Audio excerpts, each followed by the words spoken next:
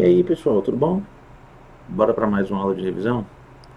Seguinte, pessoal, seguindo a toada que a gente tem fazendo, vamos falar agora sobre a tabela periódica. Galera, eu não quero ninguém tendo pesadelo com tabela periódica, não. Tabela periódica, tabela, toda tabela da sua vida, ela tem uma função, ser consultada. A questão é você saber consultar a tabela. Mas antes, vamos falar só um pouquinho da história da tabela periódica, porque vários cientistas tentaram montar uma tabela periódica. O que é a tabela periódica, galera? Tabela periódica, vamos colocar aqui logo, é a forma de organizar os elementos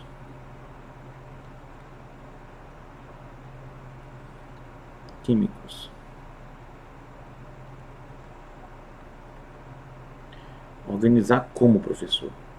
Organizar, pessoal, em relação a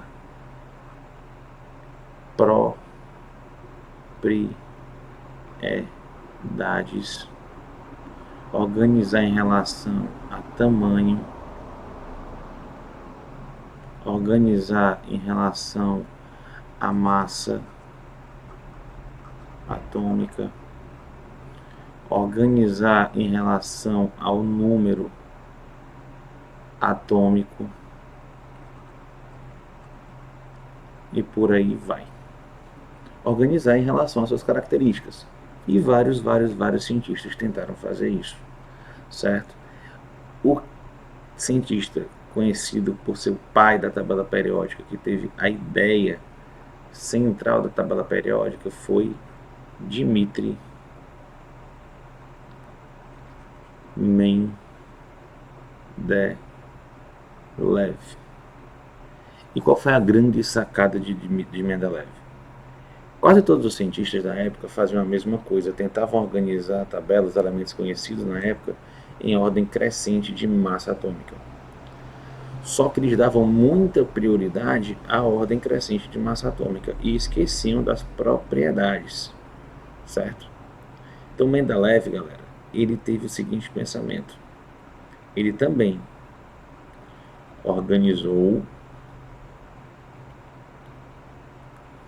os elementos em ordem crescente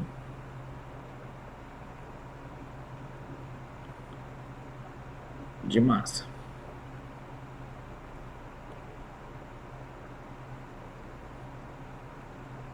atômica.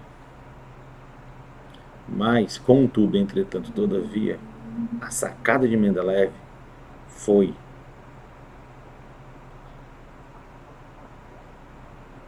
deu prioridade a organizar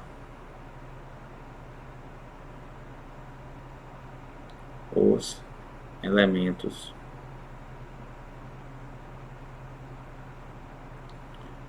com propriedades semelhantes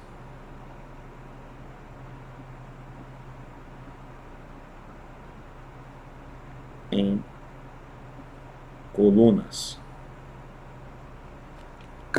Beleza? O que Mendeleev fez?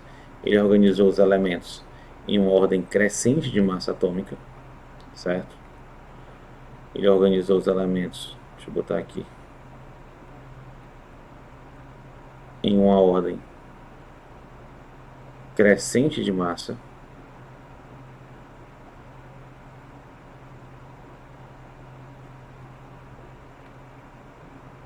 a massa ia aumentando, só que a sacada dele foi pegar os elementos com propriedades parecidas e colocar em colunas, ou seja, 1, 2, 3, 4, 5, 6, se fosse só a massa aumentando, mas digamos que o átomo de massa 7, ele tem uma propriedade parecida com o átomo de massa 1. Então ele botava aqui embaixo. O átomo de massa 14 tinha uma propriedade parecida com o de massa 7, então ele colocava embaixo do 7. O átomo de massa 8 tinha propriedade parecida com o átomo de massa 2, o elemento de massa 2. O átomo de massa 15 tinha uma propriedade parecida com o átomo de massa 8, e assim sucessivamente. Ele dava prioridade às propriedades iguais na mesma coluna. Isso era tão sério para ele que ele deixou na tabela dele, você pode consultar nos livros, espaços vazios na tabela dele para elementos que ainda seriam descobertos. Olha que visionário. Beleza? Quem tem confiança, confiança dessa, o cabo é macho. Tranquilo? Então, essa foi a ideia de Mendeleev. Essa é um pouquinho da história da tabela periódica. Agora vamos olhar para a tabela periódica atual, pessoal. Aqui tem uma imagenzinha da tabela periódica atual, está bem pequena. Quem está no celular deve estar ruim de ver. Mas a tabela atual, deixa eu anotar para vocês. A tabela atual, ela está organizada, galera, em ordem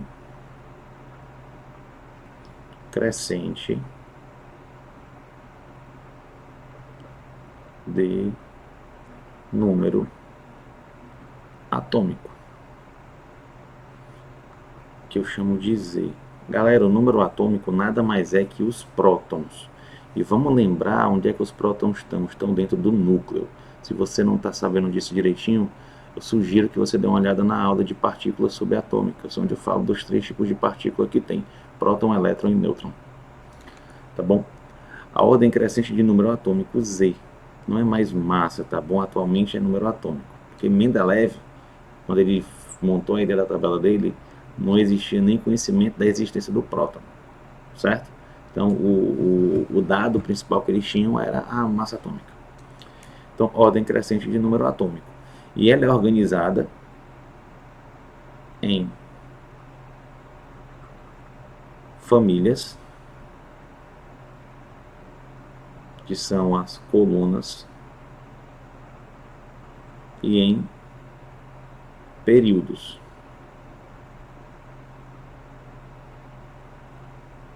que são as linhas. Tipo aqui, ó. Essa linha aqui, ó,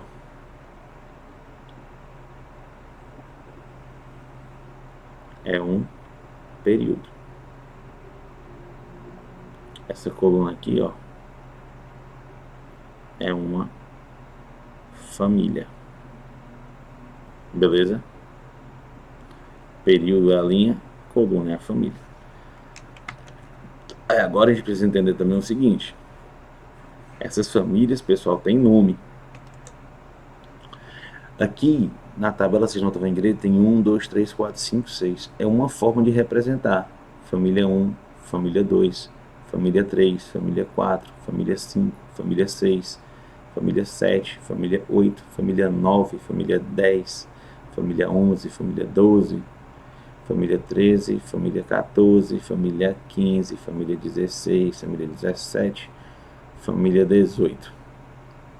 Mas existe uma forma mais antiga e muito usada ainda, que é chamar a família 1 de família 1A, a família 2 de família 2A, essa família de família 3A, essa de 4A, essa de 5A, essa de 6A, essa de 7A e essa de 8A. Foi meio borrado aí por causa do espaço, mas vai dar certo. Beleza? E essas aqui do meio, pessoal, são chamadas de família B. Certo? Família B. Se eu não me engano é 3B, 4B, 5B, 6B, 7B, 8B, 9B, 10B, 1B, 2B. Tá bom? Tranquilo? Então, essas colunas são chamadas de famílias e essas colunas são elementos que têm propriedades parecidas, tirando O impostor, que é o átomo de hidrogênio, que ele está aqui, ele não tem família na tabela, mas é colocado na 1. Mas ele não é parecido, é um gás. Ó, lítio, galera, é um metal. Sódio é um metal. Potássio é um metal. Rubídio é um metal. Césio é um metal. Frâncio é um metal. Todos esses metais têm a característica de formar, perder um elétron, reagem fortemente com água, podem reagir com ar. Mesma coisa do flúor, do cloro, do bromo, do iodo, certo? Tem propriedades parecidas, todos eles têm a tendência a ganhar um elétron, beleza? Com água, formam ácidos, tranquilo? Tem reações parecidas, são elementos semelhantes, com propriedades químicas semelhantes. Ou seja, todos os elementos na mesma coluna têm propriedades químicas semelhantes. Isso ficando claro, a tabela periódica, principalmente essa que eu estou mostrando para vocês, traz outra informação. Você vê que ela está bem colorida, certo? E essas famílias, além de serem representadas por essas letras, elas também têm nomes, tá bom? Onde a família 1A é também conhecida, aqui embaixo tem dizendo, não sei se vocês estão conseguindo ver, mas como a família dos metais alcalinos. A 2A é a dos alcalinos terrosos, certo? A 3A, a 4A e a 5A é mais fácil, porque é a família do boro, família do carbono, família do nitrogênio. Agora, a 6A e a 7A também tem os nomezinhos.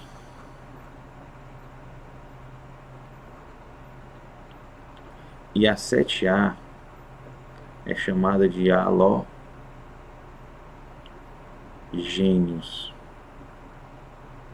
E por fim, essa família 8 aqui, ela é bem especial, essa 8A, que são os gases nobres. E são esses caras que vão explicar lá na frente as ligações químicas, vão servir como base para a gente entender ligação química. Beleza, então essas informações são que a tabela periódica traz, só olhar para elas, com a tabela como um todo. Além de, faltou falar para vocês aqui, ela ainda traz informações sobre os grupos, galera. Esse grupo aqui, a família 1A, 2A, até essa região aqui da tabela, ó, que eu estou traçando de vermelho, toda essa parte aqui da tabela, que está marcada com vermelho, forma os grupos dos metais. São todos metais, certo? Enquanto que essa parte que eu estou marcando de azul forma o grupo dos não metais, certo? Vocês devem estar se perguntando por que esse pedaço está separado.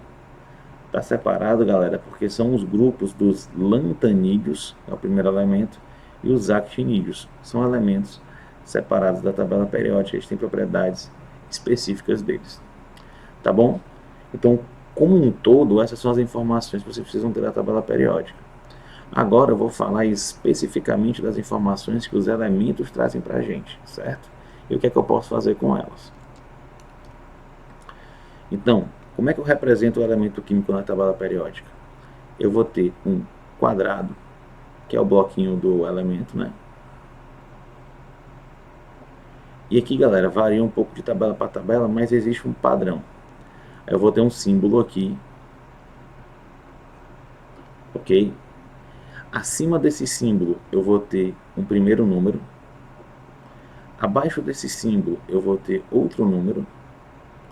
E ainda abaixo desse número eu vou ter um nome. Certo? Agora vamos lá.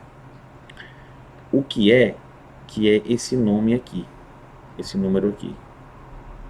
O número que está acima do elemento, na maioria das tabelas, se for diferente, pessoal, você vai ter um mapa, uma representação na tabela, tá bom? Do que é, que no caso, cada tabela vai ter a sua legenda. Mas de forma geral, esse nome que está acima ele é o número atômico, o Z, beleza? Esse número que está aqui abaixo, deixa eu mudar aqui a cor, esse número que está aqui abaixo é a massa atômica, que eu chamo de A. E aqui também vem o nome do elemento. Algumas tabelas mostram informações sobre o estado físico, sólido, líquido, gasoso, mostra distribuição eletrônica. Tem várias informações que algumas tabelas dão a mais, certo? Mas por padrão todas têm essas informações. Tranquilo? Existe algo que eu posso fazer com esses elementos aqui, que é o que? A partir do momento que eu sei o número atômico, eu sei o número da massa, eu consigo automaticamente uma informação que você deve ser capaz de extrair da tabela periódica, é de encontrar o número de nêutrons que aquele elemento tem. Como assim, pessoal? A partir da seguinte relação. Existe uma relação matemática que diz que a massa A é igual ao número atômico mais o número de nêutrons. Certo? Porque lembrando rapidinho aqui, foi uma revisão rápida sobre partícula subatômica, eu tenho dentro do núcleo atômico, eu tenho os prótons e os nêutrons,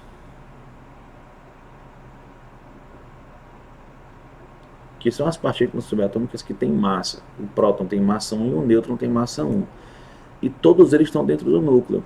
Ou seja, a massa atômica, ela depende do número de prótons e do número de nêutrons. Se eu tenho 2 prótons e 2 nêutrons, se eu tenho 2 e 2, a minha massa é 4. Tá bom? De forma bem direta, simples assim. Ou seja, se a tabela, a partir do momento que a tabela periódica me dá informação sobre massa e me dá informação sobre o número atômico, eu consigo determinar o número de nêutrons a partir dessas duas informações que estão em todos os quadradinhos da tabela periódica de todas as tabelas periódicas. Para isso, eu simplesmente pego a massa e subtraio pelo número atômico. Ou seja, o número de nêutrons ela vai ser igual a massa menos o número de prótons. Eu peguei esse Z, passei para o outro lado da igualdade e ele vai ficar negativo com isso.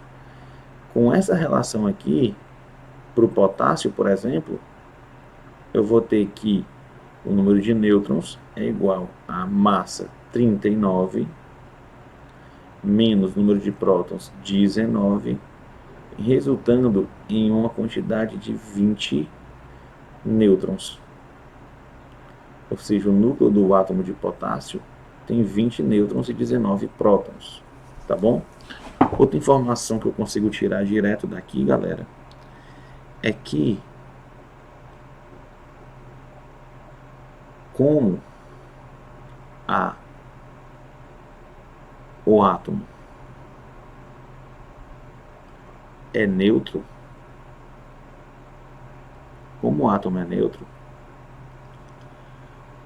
o número atômico, que é a mesma coisa que o número de prótons, é igual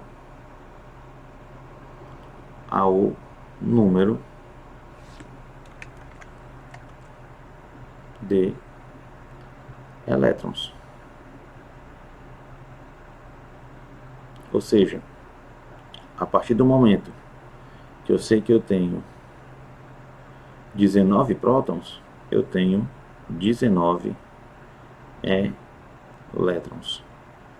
Então, pela tabela periódica, eu consigo saber o número de todas as partículas subatômicas que tem no átomo. Tá bom?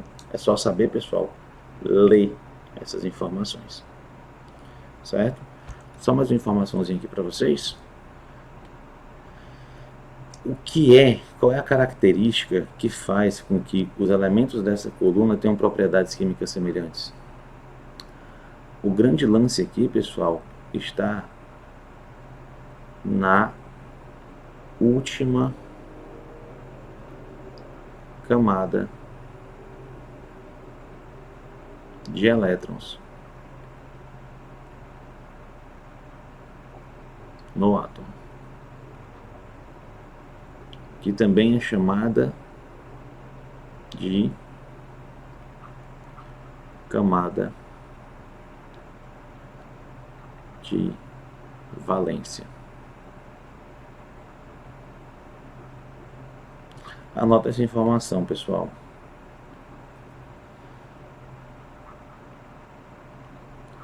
Elementos que possuem a mesma camada de valência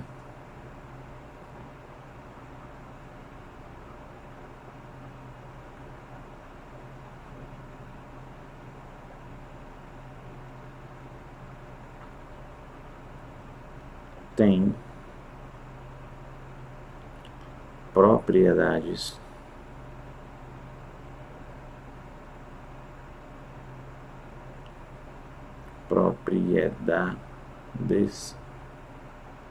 semelhantes. Isso por quê, pessoal? Porque é a camada de valência que participa das reações, que vai dar as propriedades químicas dele. Ou seja, essa família 1 aqui, ela tem um elétron na última camada. Essa família 2 tem 2 elétrons. Essa família 3 tem 3 elétrons. Essa tem 4 elétrons. Essa tem 5 elétrons. Essa tem 6 elétrons. Essa tem 7 elétrons. E essa tem 8 elétrons na última camada. São os elementos representativos da tabela periódica. Aqui você tem maior variação de elétrons de última camada, fora que tem os conceitos mais complexos que não cabe explicar agora numa aula para o ensino fundamental. Certo?